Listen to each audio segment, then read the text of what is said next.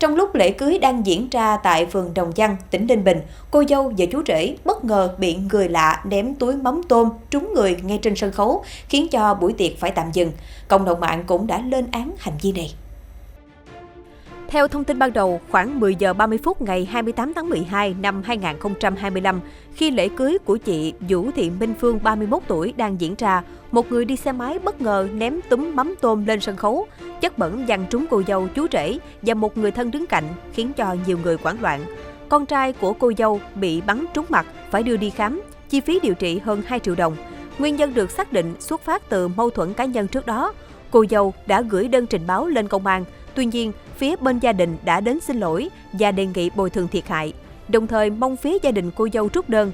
Cô dâu cũng đã chấp nhận hòa giải và mong cộng đồng mạng nhìn nhận sự việc một cách bình tĩnh để các bên sớm ổn định cuộc sống.